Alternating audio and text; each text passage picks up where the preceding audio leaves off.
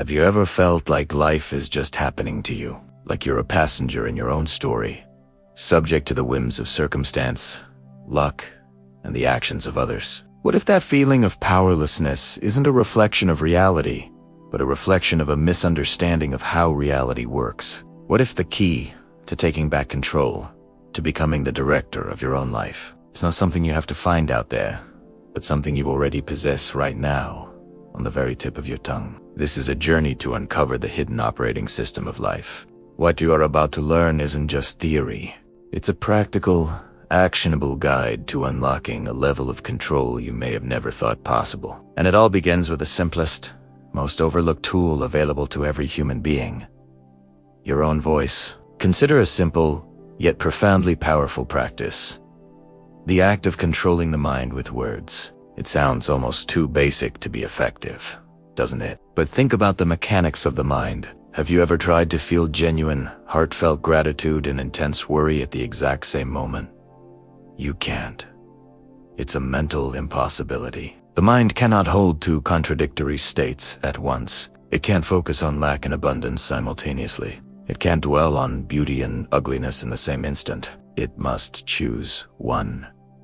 The powerful truth is that you can guide that choice with what you choose to speak. Your words become the steering wheel for your focus. The practice is this: one consciously chooses to gain control of the mind's focus through the deliberate use of words. In any situation, a person can actively look for and talk about the beauty within it. Imagine someone driving in frustrating traffic. The automatic reaction is to focus on the negative, to mutter about being late. But what if, instead, they began to narrate their environment in a new way? They might say out loud, "Look at the incredible color of the sky today," or "I'm grateful for this car that keeps me warm," or "I appreciate the song playing on the radio right now." This person is using their voice to narrate a different reality into their immediate focus. This isn't about denying the traffic exists. It's about refusing to let the traffic control their internal state. They are choosing their mental channel. When you engage in this practice, you are using your words to give your thoughts a specific chosen direction. When you speak about something positive, a blessing, a beautiful goal, you are not thinking about something else. You are not broadcasting worry, limitations, or what's going wrong. You are changing the broadcast. Your words direct your mind's spotlight. You consciously guide it away from the shadows of distress and scarcity and point it directly toward the light of possibility and gratitude. Where focus goes, energy flows. What you energize, you make more of. This practice is the foundation. It's the first step toward mastering the inner world, toward becoming the conscious architect of your experience. Life, in its essence, is a game with a clear set of rules. The more you learn the rules and practice them, the better you become at playing, and the more you enjoy it. Narrating the good, controlling your focus with words, is one of the most fundamental rules. Before you can change your life, you must first change your focus. And the most direct way to change your focus is to change your words. Most people live in a state of reaction. Their internal dialogue is a running commentary on external events.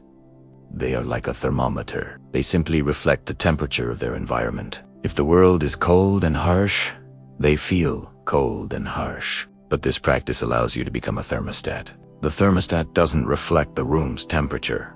It sets it. By choosing your words, you begin to set the climate of your own mind, regardless of the external weather. So, how does one begin? Here is a simple experiment. For the next 24 hours, take on the role of a positive narrator for your own life. Your task is to find and articulate 10 things you appreciate or find beautiful. It could be anything. The taste of your morning coffee, a kind word from a colleague, the resilience of a flower growing through a crack in the pavement. Just 10 things. Narrate them. I appreciate how rich this coffee tastes. I'm grateful for that person holding the door. This is your first step. It is the practice of becoming the thermostat. But what happens when your words feel hollow? What if there's a deeper, unconscious program running that contradicts what you're saying? What happens when you turn the thermostat up, but a window is wide open, letting in the cold? While controlling your words is a powerful first step, it's not the whole journey. True control isn't just about positive affirmations. It's about deep, honest. So it's having the courage to look at your own patterns, not with judgment, but with the curiosity of a detective. Think of it this way. Your life is a printout, and your subconscious beliefs are the code. If there's an error on the page, you don't fix it by scribbling on the paper. You have to go back to the code and rewrite it. The flaws and limitations we see in ourselves are not failures. They are simply bugs in the code waiting to be updated. The greatest sign of inner weakness is the refusal to look at this code. It's the tendency to blame the printout, the outside world, for the errors. It's the printer's fault. It's the paper's fault. When a person is stuck in that loop of blame, they have given away their power. They cannot change a thing because they refuse to acknowledge that they are the programmer. The second step on this journey, for anyone who wishes to take it, is radical honesty. It's understanding that every recurring, unwanted situation in your life is a mirror. It is reflecting an internal pattern, a piece of your own code, back to you. Your life is giving you constant, perfect feedback. The only question is, are you listening to the message? This feedback is not a criticism. It is a clue. If you constantly find yourself in situations where you feel taken for granted, the mirror is showing you a piece of code related to self. If you are always struggling financially, no matter how hard you work, the mirror is reflecting a deep-seated belief about scarcity or your desire. These patterns are not easy to look at, but every time you do, every time you take responsibility and say, okay, this pattern is coming from me, and it is mine to reprogram, you become exponentially more powerful. You move from being the effect to being the cause. And once this inner work begins, something truly incredible happens. You start to see that the world around you is not random at all. It operates on a clear, consistent, and predictable system. A system that is always responding to you. Imagine the universe as a vast, impartial, and perfectly logical operating system. It functions based on fundamental laws that are just as real as the law of gravity. These laws are completely neutral. They don't play favorites. The system operates based on input and delivers corresponding output every single time. The system is built on the unwavering principle of cause and effect. Your inner world, your beliefs, your assumptions, and your emotional state are the input. The circumstances of your life are the output. This is why facing your inner patterns is so absolutely critical. A subconscious belief that I am not worthy of success is like inputting a line of code that says, generate failure. A chronic emotional state of frustration is an input that says, generate more things to be frustrated about. In those states, a person is working directly against the very system that is designed to support creation. This understanding is the ultimate game changer. You stop asking, why is this happening to me? And you start asking the real, powerful question. What inside of me is creating this? This brings us to the core of creation. We know our inner world is the cause. But how do we change it? How do we interface with this incredible system to create a new effect, a new reality? This brings us to our next experiment, the one question journal. For the next week, at the end of each day, take 2 minutes. Open a notebook and answer this one question. If my day was a perfect reflection of an inner belief, what would that belief be? Don't judge the answer. Just observe. If you had a frustrating day, maybe the belief was nothing ever works out for me. If you had a joyful day, maybe the belief was life supports me. Just notice the patterns. This is the act of reading the mirror. Once we learn to read these patterns, we can learn how to rewrite them. How do we interface with this universal system to create lasting change?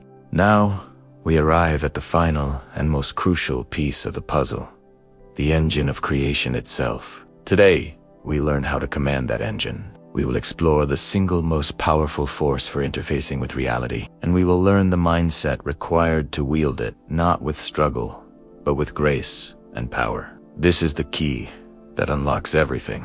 That key is belief. Not just a fleeting thought or a hopeful wish, but a deep, unwavering, core belief. This is the language that the universal operating system understands. What a person truly, deeply, and unshakably believes to be true, the system will conspire to manifest for them. Consider a modern case study, the work of Elon Musk. When he first set out to build reusable rockets, The established experts deemed it impossible, but his process was not based on hope. It was based on what we can call physics-first thinking.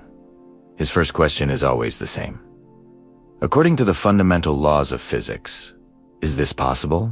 If the answer is yes, if the fundamental rules of the universe allow for it, then for him, all other obstacles are merely engineering problems to be solved. His belief is not in his own genius alone. His belief is in the unwavering lawfulness of the system itself. He believes so completely in the possibility that he mobilizes vast resources, attracts brilliant minds, and inspires relentless effort. Through that sustained, focused belief, a new reality is literally brought into existence. This power of belief to shape reality is a universal principle.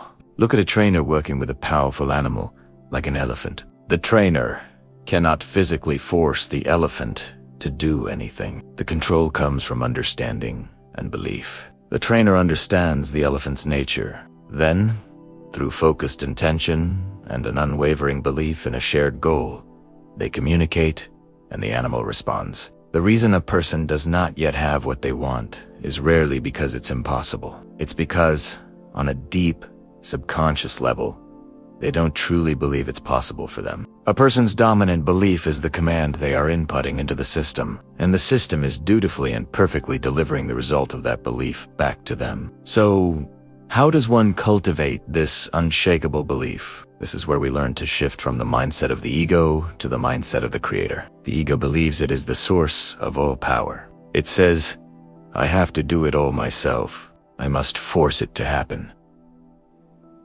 This is the path of struggle, resistance, and burnout. The creator, on the other hand, understands they are not the source of the power, but a channel for it. This is a profound shift. The creator understands that their role is not to generate the power, but to align with it. Think of a surfer. A surfer does not create the wave. The wave is a product of a vast, powerful system. The ocean, the wind, the moon. A novice surfer fights the water, tries to force their will upon it, and is quickly exhausted and tossed about. But a master surfer is different. They have studied the system. They understand its rhythms. They don't fight the wave. They become one with it. They align themselves with its immense power and gracefully ride it to the shore. They work in harmony with a force far greater than themselves. This is the creator's mindset. It is moving from forcing to flowing, and the tool for this alignment is gratitude. Gratitude is the ultimate alignment tool. It is the conscious recognition that you are a co-creator with a magnificent, intelligent system that is always supporting you. Instead of the ego's mantra of "look what I did," the creator's mantra is "look what I was able to participate in." When a person lives in this state of gratitude, they dissolve the ego's resistance. They acknowledge their connection to the universal source, and they allow the system to work through them with greater ease and speed. So, let's bring it all together with one final, powerful experiment. The gratitude reframe for the next week. Take the patterns you identified in your one-question journal. When you notice a negative, recurring thought or belief arise, for example, the thought, "I'm not good enough," don't fight it.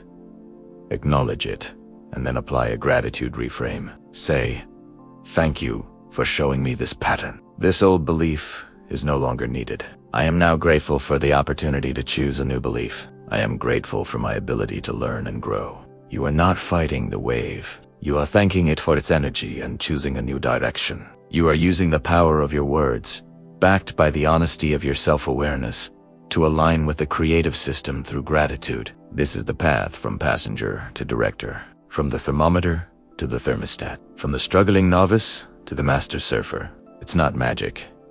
It is the mechanics of reality, and you have everything you need to begin right now. Take the tools from this journey. Control your words.